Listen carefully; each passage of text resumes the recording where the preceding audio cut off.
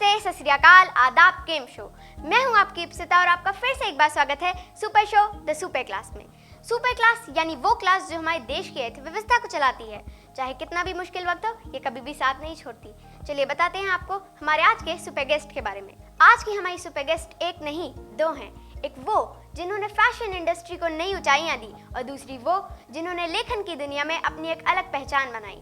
यानी sense of fashion से लेकर लेखन के पैशन तक सब है इस फैमिली का टशन। आज की हमारी सुपर गेस्ट हैं INIFD की डायरेक्टर प्रियंका खोसला जी और बेस्ट सेलर बुक पिंक और ब्लैक की ऑथर उनकी बेटी टिशा खोसला। तो चलिए बैठते हैं और कहते हैं उनसे कुछ मजेदार बातें। Hello Tisha, hello Priyanka ma'am, आपका स्वागत है हमारे शो द सुपर क्लास में। Thank you, it's a pleasure. Thank you so much. Congratulations Tisha, आपकी एक नई किताब आ रही है। यस, मेरी न्यू बुक दिसंबर या जनवरी तक रिलीज़ हो रही है, सो मैं बहुत एक्साइटेड हूँ। ओके प्रियंका मैम, एक बच्चे को शेप देने में उसकी मदर का मेन रोल होता है। एक वर्किंग वुमेन होते हुए भी आपने जिस तरह से टिशा को शेप किया है, इट इज़ मार्वलस। आपने ये सब कुछ कैसे मैनेज किया? Thank you so much for this complement. Yes, I think her parents जो हैं अपने बच्चे के लिए कुछ डिफरेंट करना चाहते हैं, उनको कॉन्फिडेंस देना चाहते हैं, उनके लिए अपॉर्चुनिटीज़ क्रिएट करना चाहते हैं। बट इन माय केस हमारा जैसे फैशन इंस्टीट्यूट है INIFD और हम लोग एनुअल फैशन शोज़ करते थे, तो सारी Miss Indias, Preity Zinta, Madhu Sapre, all leading models, even जो आज मिस इंडिया बनकर एक्ट्रेस बन गई हैं, वो सब हमारे साथ मॉडलिंग कर चुकी हैं। सो टिशा को शुरू से बहुत ज़्यादा सेलिब्रिटीज़ और मिस इंडियाज़ और मॉडल्स का एक्सपोजर रहा। बचपन से इसको मैंने फैशन शोज़ बहुत करवाए, तो स्टेज फियर और पब्लिक स्पीकिंग से इसका बचपन में ही आई थिंक दोनों ही बच्चों को मैंने वो एक्सपोजर दिया, उससे इनको ये बेनिफिट हुआ। Plus I would take a credit, like you know, I have been a very confident mother in terms of, you know, I would do a lot of exercise with them, you know, okay, if you have to dress up today, go and dress yourself, you know, you have to make your color combinations, socks combinations, whatever you're wearing. So all these small things started giving them confidence. Plus I used to give them, you know, okay, for example, I still remember 17 sector में एक music shop खुली थी कोई Planet M करके. So I sent them, dropped them there. I said, find where the shop is, this money, buy your favorite cassettes and take a rickshaw and come home. I'm not going to pick you by car, you know. So these kind of exercise also, and they reached home, and that time, you know, Chandigarh was quite safe also. So वो सारी चीज़ें अगर मैं calculate करूँ, कहीं ना कहीं आपकी पर्सनैलिटी डेवलपमेंट होती है। अगर यूनिफॉर्म भी स्कूल की लेनी होती थी तो मैं बैक सीट ले लेती हूँ, इनको आगे कर देती हूँ कि आप डिसीजंस लो अपने, यू नो। तो ये छोटी छोटी चीज़ें अगर हम ये एक्सरसाइज छोटे होते ही बचपन में करते रहें, तो बच्चों का जो कॉन्फिडेंस निकल कर आता है, वो आई थिंक उसकी शेप अप में आई वुड से कि कहीं ना कहीं वो हेल्पफुल रहा है। टिशा, आपकी पहली किताब ने स्कूल में हंगामा कर दिया, बेस्ट सेलर बन गई। दूसरी किताब वर्ल्ड लेवल पे फेमस हो गई। अब तीसरी क्या क़यामत ढाने वाली है? आई होप बहुत ज़्यादा क़यामत ढाए, बट ये तो एक होप ही हो सकता है एक राइटर का। जब आपने एक बुक लिख दी है, अब वो पब्लिक के हाथ में है, तो मेरा होप ये है कि जैसे पहली 2 बुक्स एक्सेप्ट हुई हैं, यंगस्टर्स और टीनेजर्स ने एक्सेप्ट करी हैं, आई होप ये बुक भी वही इमोशन उनमें जगा पाए, क्योंकि ये बुक बहुत ही रियल पॉइंट ऑफ व्यू से लिखी है मैंने, ऑनेस्टी से लिखी है। इसमें जो मैसेज है जो फर्स्ट 2 बुक्स में था, उसी की कंटिन्यूटी में है, about being true to your self and what youngsters need to do to speak up. And speaking up is such important thing, जो कि टीनेजर्स को आई फील बहुत बार, यंगस्टर्स, टीनेजर्स, बच्चों, सबको बहुत आई थिंक कंट्रोल करा जाता है in school, which certain point तक इज़ राइट, लेकिन सर्टन प्लेसेस जो कि बुक में हाईलाइट होंगे जहाँ they need to speak up, they should speak up, and that is what I am trying to do with the third book.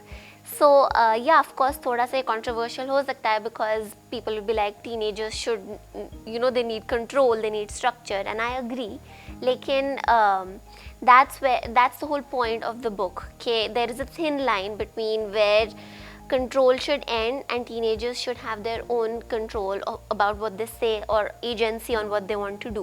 So मेरा यही hope है कि ये बुक like the first 2 उसी सेम लव और उसी लेवल की acceptance मिले बुक को। ज़रूर होगा, आपने इतने प्यार से लिखी है तो ये ज़रूर होगा। आपने बोला हो जाएगा अब। Thank you. टिशा, जब आपकी पहली किताब पब्लिश हुई थी तो फिर उससे स्कूल में हंगामा हो गया था, और मैं ये पूछना चाहती हूँ कि क्या आपको लग रहा था कि कुछ हंगामा होगा? बिकॉज जिस तरह से आपने उसमें डिस्क्राइब किया था कि आपके स्कूल में कैसी डिस्क्रिमिनेशन होती है, तो उससे आपको कैसी फीलिंग आ रही थी? मेरी फर्स्ट बुक एक्चुअली मेरी स्कूल डायरी से है एंड मैं 10 इयर्स की थी जब मैं बोर्डिंग स्कूल गई थी, लॉरेंस स्कूल स्नार, और मैं रोज़ डायरी लिखती थी because that was just a way to keep myself centred and calm. But eventually by the time I turn 16 I realise कि मेरी डायरी में बहुत से इंसिडेंट्स हैं, रियल इंसिडेंट्स हैं जो मेरे साथ हुए या मेरे आसपास के लोगों के साथ हो रहे थे, जो कि खुद में एक स्टोरी बन चुका था. तो that's why I wrote the book and that's why so many real things came out and I knew कि थोड़ा सा controversial हो सकता है because मैं teachers के बारे में बोल रही हूँ, how they talk and how they treat the students या how seniors treat juniors, you know, and इस टाइप की चीज़ें कोई पब्लिकली डिस्कस नहीं करता है. मतलब सबको पता है स्कूल में है कि यही सिस्टम है, चलता रहेगा, सब साल बाद निकल जाएंगे, नए सीनियर्स आ जाएंगे, वो जूनियर्स को फिर से वैसे ट्रीट करेंगे, या टीचर्स हर साल स्टूडेंट्स को सेम वैसे ट्रीट करती रहेंगी. तो वो साइकिल ब्रेक करने के लिए मैंने अपनी बुक लिखी थी. एंड आई न्यू जब आप साइकिल ब्रेक करते हो तो ऑब्वियसली उसके बारे में कॉन्वर्सेशन होती है, थोड़ा सा कंट्रोवर्शियल हो जाता है. And but I don't care because I knew के it's coming from a honest point of view, and if other people feel the same way as me, they will connect to the story. And obviously they did because 1 lakh copies sell ho gayi thi in the first year of publication. 3 months. Oh, sorry. 100,000 copies I sold was- out in 3 months. So I knew कि then naturally there are people जो मेरी तरह ही feel कर रहे हैं. तो हंगामा थोड़ा सा हुआ, but I was ready for it. Like I would like to add here, ये स्नार में थी उस टाइम पे, हमें एक लेटर आती है इसकी, and she writes, I have become like a maid servant here, I don't want to live here, I want to come back home. And that was like oh my god. Luckily within 3-4 days हमारी parent teacher meeting थी वहाँ पर. सो मैं इसका letter लेके teacher के पास गई and I said, ma'am, she started reading, oh my god, she should have told me, why didn't she come to me, this that. उन्होंने पूरा इस तरीके से बोलना शुरू किया. उसके बाद मैंने उनको बोला कि ma'am please don't pretend, you know, मुझे पता है स्नार में ये सब हो रहा है और आपकी नाक के नीचे हो रहा है, आपको सब पता है ये कल्चर है, लेकिन मेरी बेटी इसको एक्सेप्ट करने के लिए तैयार नहीं है. तो मैंने उनसे पूछा, अपनी बेटी से पूछा, टिशा यू टेल मी, या तो आप इस सिस्टम को एक्सेप्ट कर लो क्योंकि ये एक ग्रोइंग स्टेज का एक पार्ट है बेसिकली, या आप इसके लिए फाइट करो. She said I will fight, I will not accept it. And that's the time I said, okay, you are my daughter, because this is what I was expecting from her. उसके बाद क्या हुआ, जब मैं तो घर चली गई, then I said, Tisha, now you have to live with these girls. Dorm में I think पता नहीं 30-40 students थे, and you have to live with them. They will give you sarcasm और आपको taunt करेंगे और आपको कोई mental stress हो सकता है, so you have to deal with it. She said, Mom, don't worry, I'll do it. तो जितने भी seniors हैं वहाँ पे जो favors देते थे, ये सब करते थे, उन्होंने बोला, please ask someone to get me a glass of water except Tisha. Please ask someone to do this for me except Tisha. So suddenly Tisha became a talk of the school, you know, कि Tisha को छोड़ के आप किसी को भी favour दो, Tisha को छोड़ के आप किसी को भी फेवर दो. इसकी सब फ्रेंड्स कहने लगी कि अरे यार हमने तो हम भी तेरे साथ खड़े हो जाते हैं, यू नो, हमें ये सब करना पड़ रहा है. She said, तुम क्यों नहीं खड़े हुए मेरे साथ? जबकि मैंने इसको बोला कि आस्क योर फ्रेंड्स, अगर ये 6-7 फ्रेंड्स का ग्रुप है, अगर सब खड़े होते हैं तो ये एक आवाज़ हम इसको अच्छी तरह से उठा पाएंगे, लेकिन उन्होंने नहीं खड़े हुए. सो इसने थ्रू आउट, उसके बाद इसको कोई फेवर नहीं मिली. She became very confident, she became very popular about it.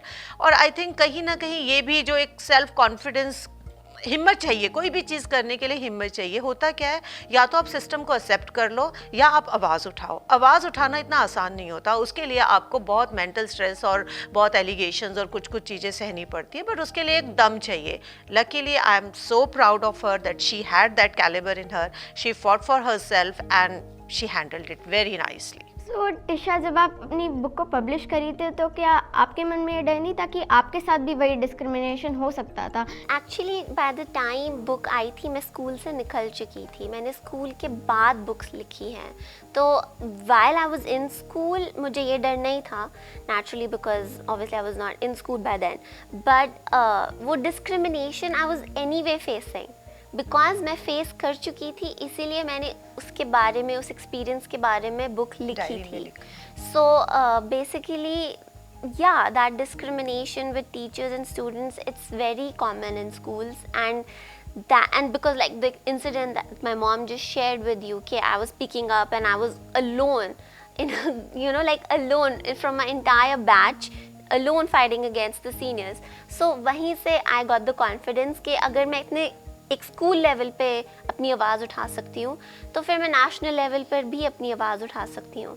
And वो बुक एक्चुअली एक नेशनल वे था ऑफ टेलिंग ऑल यंगस्टर्स के सब कहते हैं कि this is part of your life, this is part of growing up, ये तो सब एक्सपीरियंस करते हैं, इसमें क्या बड़ी बात है. So I was like just because बाकी लोग मुझे विक्टिमाइज़ कर रहे हैं, मैं अपने आप को विक्टिमाइज़ क्यों करूँ?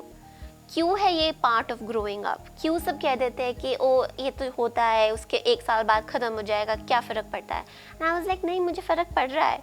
मैंने 1 महीना इन गुड ह्यूमर करा ये सब डील, लेकिन उसके बाद I was like no enough, I can't live like this for 1 full year. तो वो डिस्क्रिमिनेशन मैंने स्कूल से ही फाइट करनी शुरू कर दी थी. ओके, सो टिशा, आपने अभी बताया कि आपने डायरी लिखी थी और उसे बुक के रूप में पब्लिश किया था. तो ये डायरी लिखने की आदत आपकी हमेशा से बचपन से थी या फिर जब आप शनावे में बिल्कुल अकेली हो गई तब आपको ये हैबिट पड़ी? टीशा से पहले इसका जवाब मैं दूंगी. जब ये छोटी थी तो हम लोग इसको कहते थे टॉयज ले लो या कुछ भी खरीदना है तो ये मार्केट जाना, जैसे 17 सेक्टर जाना, तो ये बुक शॉप पे जाती थी और वहाँ से स्टेशनरी एंड स्टोरी बुक्स खरीदती थी. इसने कभी भी दूसरे तरह के टॉयज की तरफ ज़्यादा ध्यान नहीं दिया. हाँ, बारबी डॉल इसको बहुत पसंद थी, but writing and reading was her, मतलब बचपन से ही था. सो आई वुड से कि या now she can take up. Yeah, I started writing my diary when I was 10 years old. I joined school my boarding school when I was 10 years old. And तब से ही मैं लिखना शुरू हो चुकी थी because lots of emotions and feelings you have in boarding school and friends बनाने में भी टाइम लगता है ना. आप एकदम से अपने फैमिली से दूर हो, घर से दूर हो, so एक alien environment में आप आ गए हो.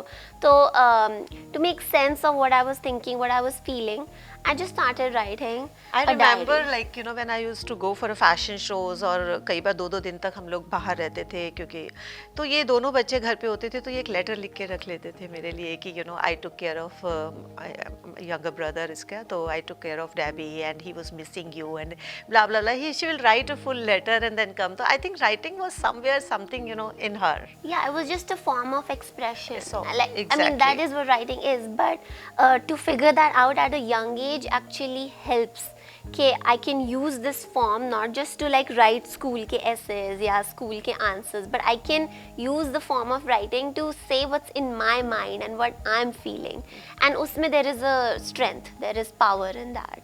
So I'm glad I figured it out from a young age. In fact, when I read her first book, I was like, how did you write it? We are fashion background people and she's not at all interested in fashion and she just wanted to be, a writer.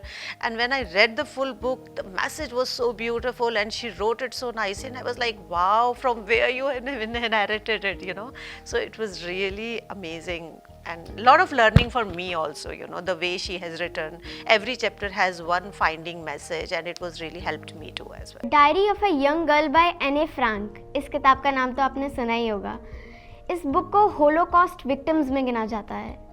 Teenage में diary लिखने, इतनी अच्छी diary लिखने का काम तो उन्होंने ही किया था. तो क्या आप भी इस बुक से इंस्पायर हुई हैं? So of course Anne Frank के बारे में सब जानते हैं एंड मैं एन फ्रैंक के म्यूज़ियम में जा चुकी हूँ एम्स्टरडैम में, जिस घर में वो इतने साल लॉक्ड थी अपने फैमिली के साथ नाज़ीज़ से बचने के लिए. It's a heartbreaking story that she has written. Heartbreaking, that whole period was horrible, but of course when I went to that house, I walked through the rooms where she was living and trapped and writing in her diary basically, and pieces जो उनके important lines हैं उस घर के walls पे हर जगह लिखे हुए हैं. So it gives you goosebumps कि oh my god, she was such a young girl, just like 13-14 years old, what she was living through, and she was expressing herself so well. Of course that is something, I mean, I personally can't relate to it because what she went through, it's an extraordinary amount of pain. But the fact that a young girl could explain her surroundings and her reality is very inspiring, and I think it has inspired many generations going forward, that you have to express what's real to you and what you're going through, and you have to express your pain, because her time period में pen बदल जाता है, आपके issues बदल जाते हैं, लेकिन हर generation को अपनी बुक्स लिखना उतना ही ज़रूरी है, बिकॉज हर जनरेशन जो एक्सपीरियंस कर रही है उसको एक्सप्रेस करना is very important for the older generation to understand the younger ones. और हाँ, उन्होंने साथ में अपनी डायरी की स्टार्टिंग में ये भी लिखा था कि मैं ये डायरी लिख तो रही हूँ बट मुझे पूरा विश्वास नहीं है कि इसे कोई पढ़ने में दिलचस्पी रखेगा, बिकॉज टीनेज की डायरी कोई पढ़ने में रुचि नहीं रखता। या सो क्या आप जब अपनी डायरी लिख रही थी आपको भी कुछ ऐसी फीलिंग आई थी? श्योर, मुझे बिल्कुल ये फीलिंग आई थी कि मैंने बुक तो लिख दिया पर अब पढ़ने कौन वाला है।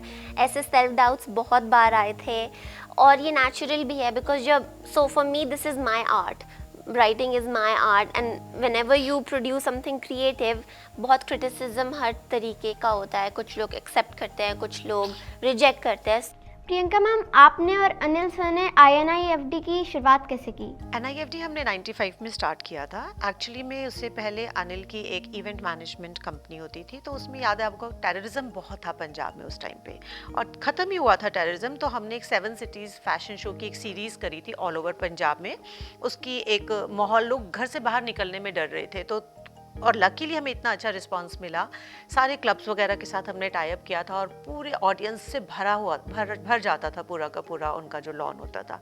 सो बहुत अच्छा रिस्पांस मिला। उस टाइम पे हम लोग क्या करते थे, कपड़े बनवा, यहाँ से किसी से डिज़ाइनर से कपड़े लेना, चलाना मॉडल्स को। उस टाइम पे प्रीति जिंटा, मेहर बसीन, यू नो ऑल दीज, शीतल मल्हार, ये सारे के सारे हमारे टॉप मॉडल, शिखा स्वरूप, बहुत सारे टॉप मॉडल्स होते थे उस टाइम पे।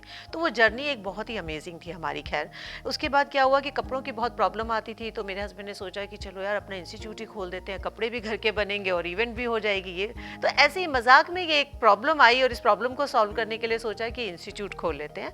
सो that's how this first idea came in our mind, and then we decided to open a institute. और उसके बाद हमने ये भी फिर जब हमने सर्वे किया तो ये रियलाइज़ किया कि बहुत सारी लड़कियों को NIFT दिल्ली में एक होता था इंस्टीट्यूट जो होता है लाइक वेरी बिग इंस्टीट्यूट, वहाँ पे सबको परमिशन नहीं मिलती थी। पेरेंट्स वो वेरी स्ट्रिक्ट कि नहीं हम अपने बच्चे को नहीं जाने देंगे, और स्पेशली लड़की के लिए बहुत रिस्ट्रिक्शंस होती थी।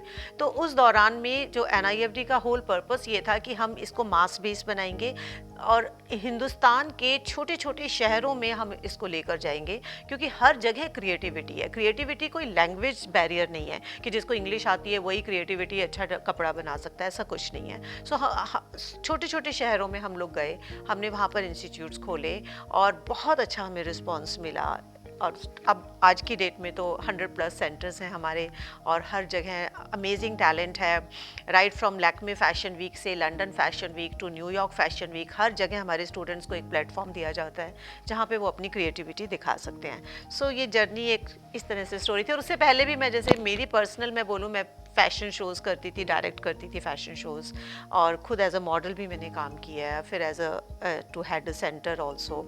सो I think the journey has been, and in fact सबसे इंटरेस्टिंग चीज़ ये है कि मेरी जर्नी जो फैशन की जर्नी है वो स्टार्ट हुई after both the kids.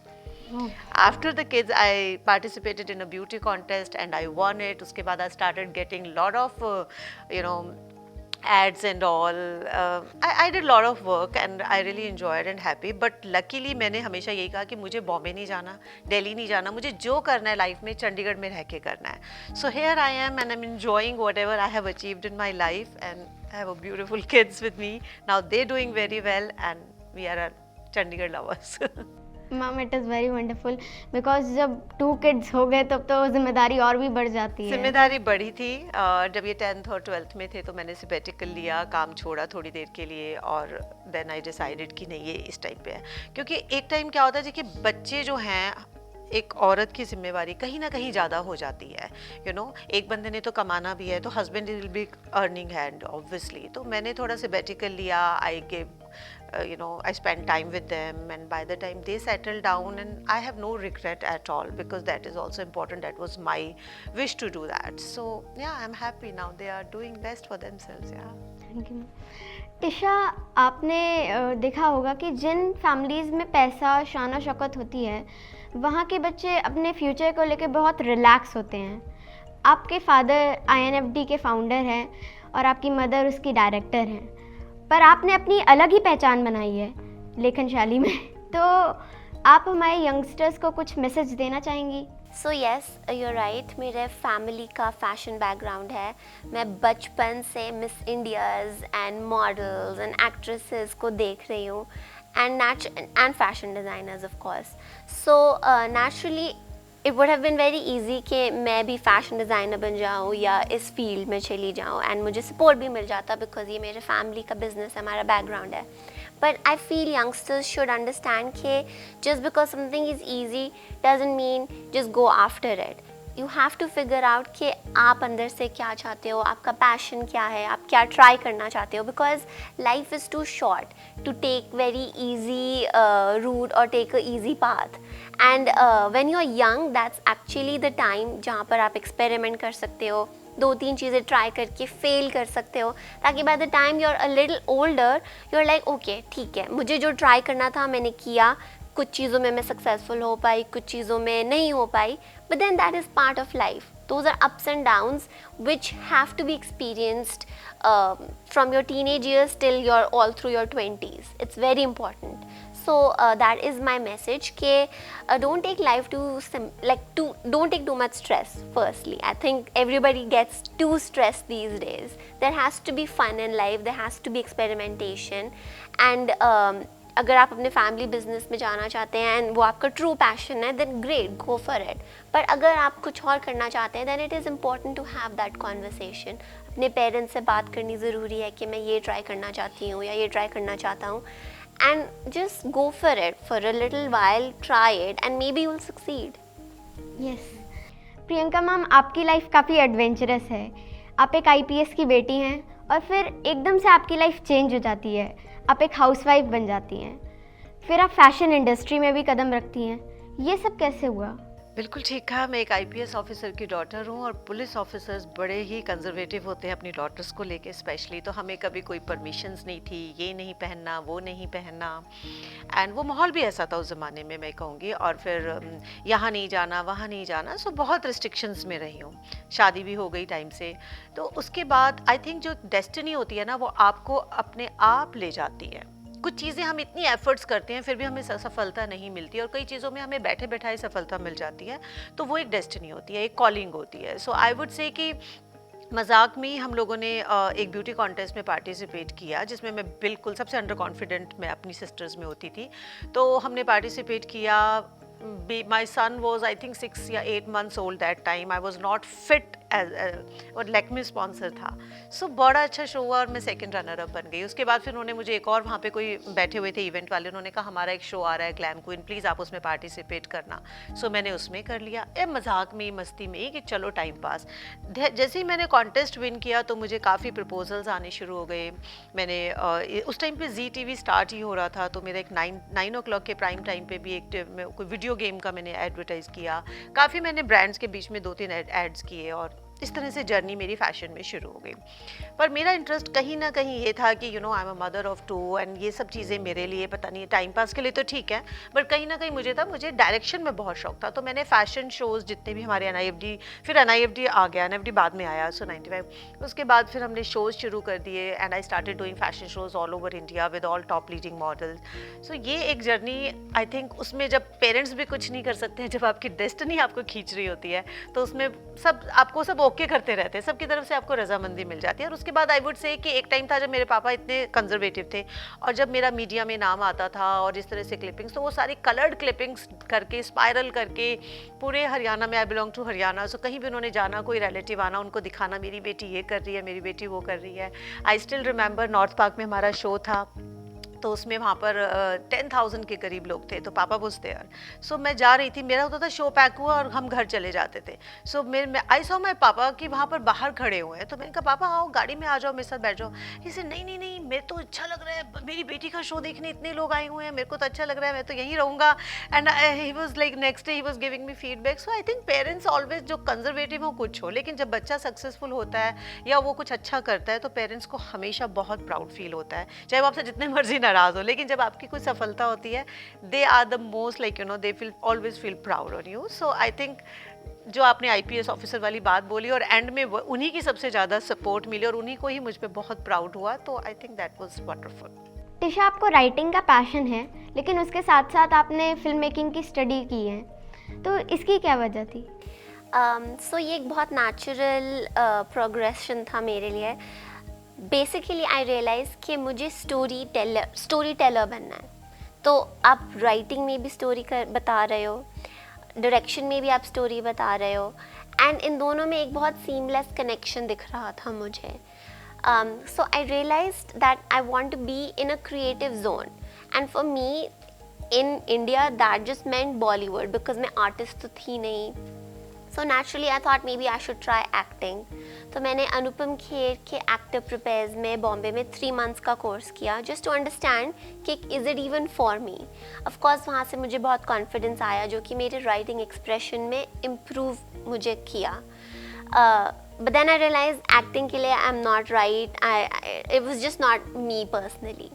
And I realized कि once the book did well, my first book had come out by then and it was doing really well, तो मुझे लगा कि अब ये story अगर मैं film बनाऊँ तो और लोग देख पाएंगे.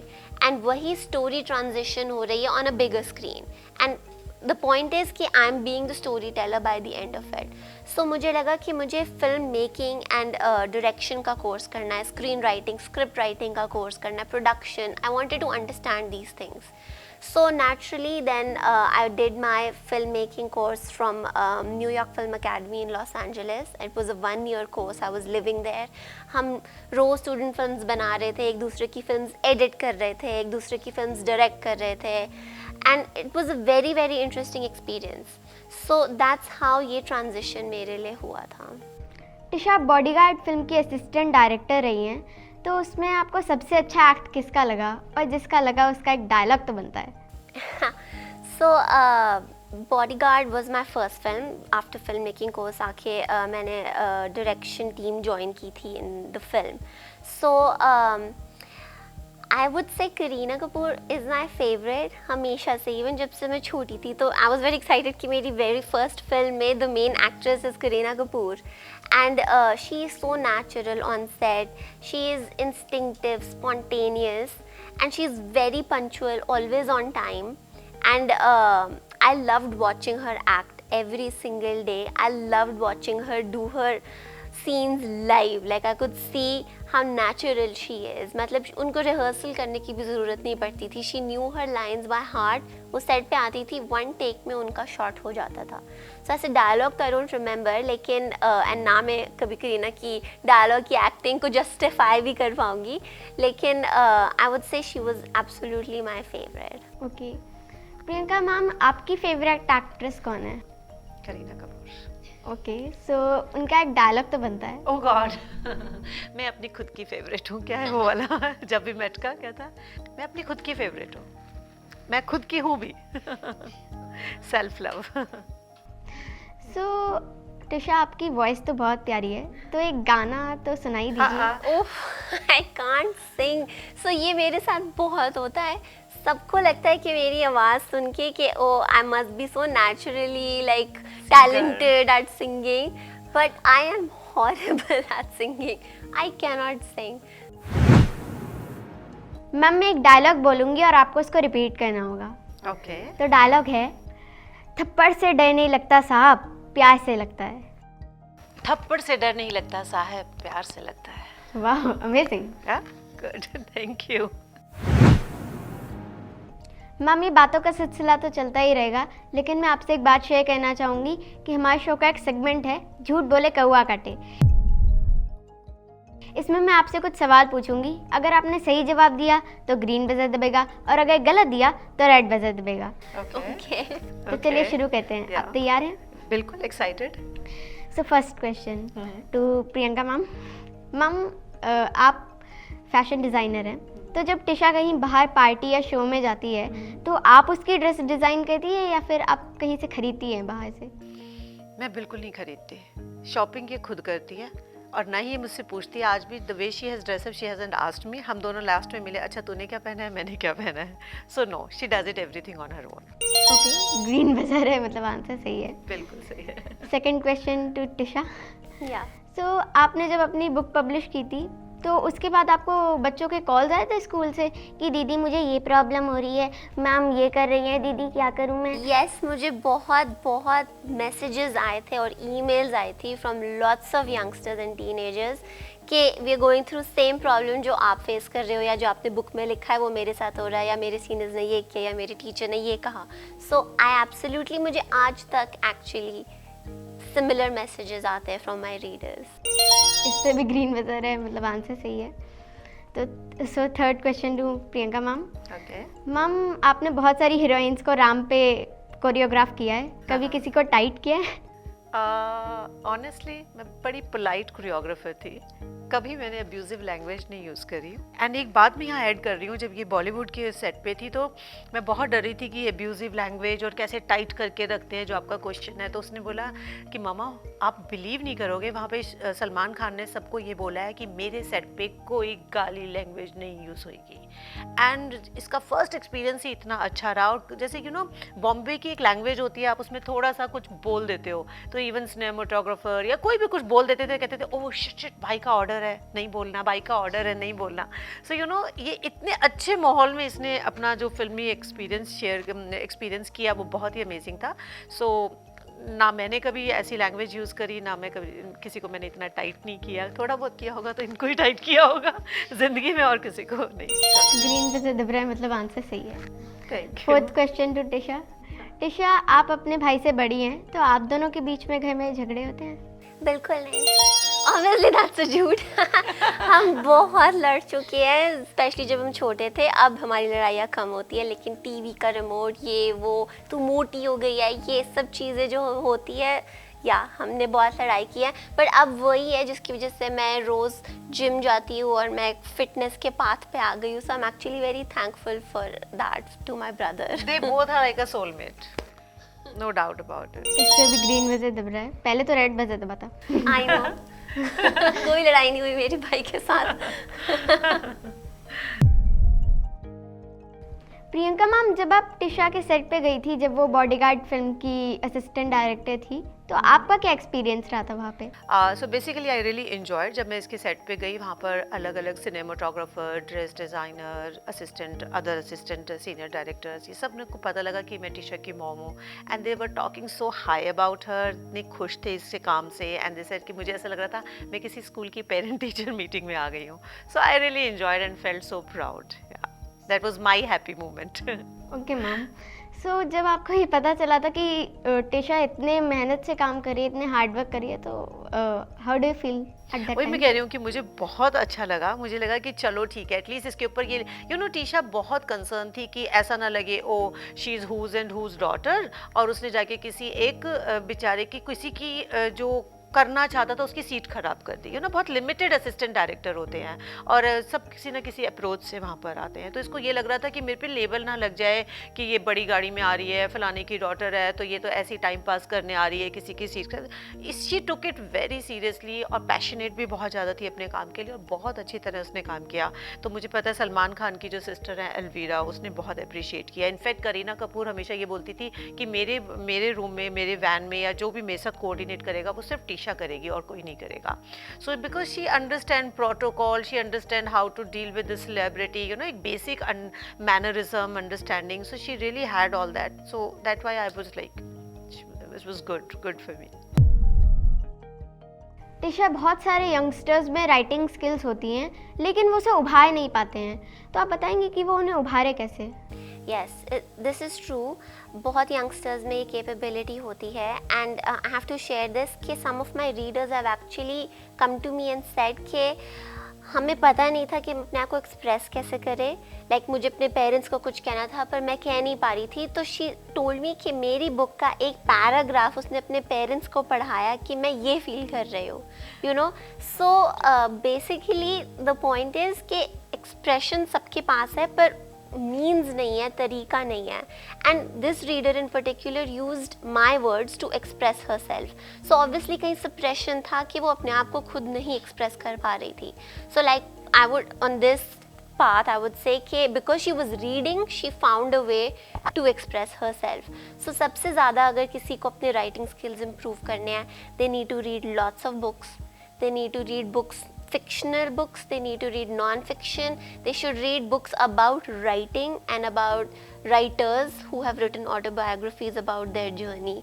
These books will actually help any youngsters कि वो अपना खुद का expression, अपनी खुद की writing improve कर सके. And then additionally they should watch lots of films as well, good quality, good films जहाँ पर they will learn about characters and about plot and story arc and how एक point से दूसरे point पे story को लेके जाते हैं. वो film देख के सबसे clearly आप सीख सकते हैं. And of course that you have to supplement books and films together, and this is the best way. Thank you. Priyanka ma'am, एक क्वेश्चन आपसे कि जब कोई फैशन डिज़ाइनिंग कोर्स कर लेता है तो वो आगे प्रोसीड कैसे करे? Yes, very good question. देखिए, फैशन डिज़ाइनिंग कोर्स करने के बाद आपको अपनी कैपेबिलिटी पता लग जाती है 3 साल में. ठीक है, 2 तरीके हैं. या तो आप सीधा अपना ब्रांड लॉन्च कर लो, और या आप किसी को असिस्ट करो, किसी डिज़ाइनर को असिस्ट करो दिल्ली बॉम्बे जाके कुछ अच्छे तरीके से. सो ये सब डिपेंड करता है आपकी इंडिविजुअल पर्सनैलिटी पे, आपको कितनी सब्जेक्ट की नॉलेज है, आपको कितनी पता है कि ब्रांड कैसे खोला जाता है. अगर आपको ये सब नॉलेज है या आपके घर में हेल्प है जो आपको सपोर्ट कर रहे हैं, तो आप सीधा अपना खोलिए, कोई डरने की बात नहीं है. बिकॉज आपको पता है मुझे क्या डिज़ाइनिंग करनी है, मेरे क्लाइंट कौन है, सब कुछ आपको पता है, तो आप कॉन्फिडेंस से करें अपना. लेकिन अगर आपके अंदर वो कॉन्फिडेंस नहीं है तो बेटर होगा आप क्या करें कि किसी को असिस्ट करें. उससे क्या होगा कि आपको वहाँ की वर्किंग समझ आएगी, क्लाइंट हैंडलिंग समझ आएगी, किस तरह के डिज़ाइंस, किस तरह के क्लाइंट्स के साथ, किस तरह की सेगमेंट के साथ वर्क करते हैं, तो काफ़ी कुछ सीखने को मिलेगा. So it is your call what you want to choose out of 2. I want to add something to this. Another thing, fashion designer students के लिए after they leave, yes, opening a brand या assisting are the 2 main things if you really want to be a designer. But then the thing is, fashion designing as a course itself teaches you so many other things. You can be a stylist, you can be a costume designer, you can enter films, and you can be a costume designer for, like, you know, different kinds of films.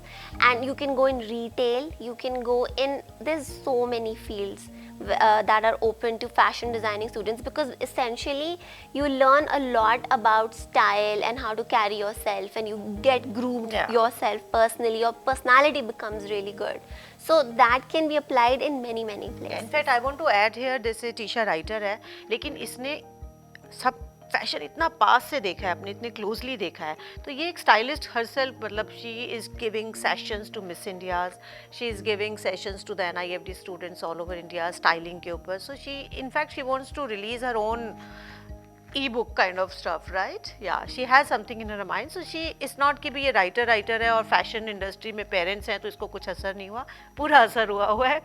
She is a stylist also. Thank you ma'am. कोई आपकी ज़िंदगी का कोई ऐसा खास वाक्य जो आप कभी ना भूल पाई हो?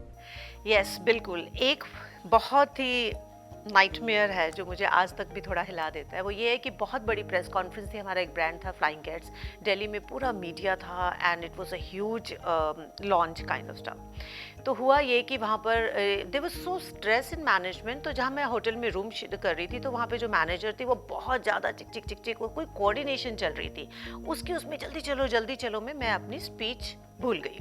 और वो शायद पहली बार ऐसा था कि मैं अपनी स्पीच पढ़कर बोलना चाहती थी, बिकॉज दिल्ली मीडिया होने की वजह से या कुछ इस तरह से होने की वजह से स्पीच होटल में रह गई. मैं पहुंच गई वहाँ जाकर, मैं डाइस पे बैठी हूँ, and then I realise I don't have a speech and I had no clue, and there was very high level people were involve into it, and I lost my confidence completely, and I got so blank, and I was trying to convey to my husband sitting in the audience that what I'm going to do it.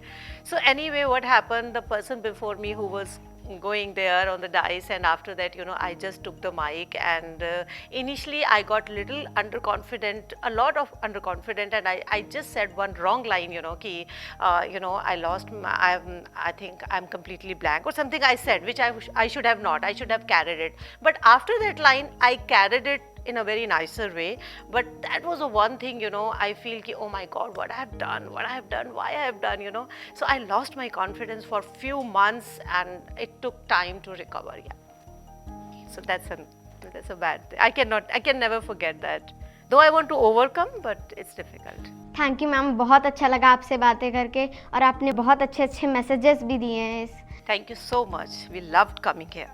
Thank you ma'am. Thank you so much. And I've given so many interviews since I was 18 years old, but you're like the youngest interviewer I've ever had, and it's been such a pleasure being here. And I love your confidence, and I'm so happy to see that, you know, youngsters like you are taking an initiative like this. Thank you so much Super Trisha. good. God Thank bless you, you. ma'am। Yeah. उम्मीद करते हैं हमारे दर्शकों को भी ये show बहुत पसंद आया होगा। तो मिलते हैं अगले शो में एक नए गेस्ट के साथ। तब तक के लिए गुड बाय। और हाँ, हमारे चैनल को लाइक, सब्सक्राइब और शेयर करना मत भूलिएगा।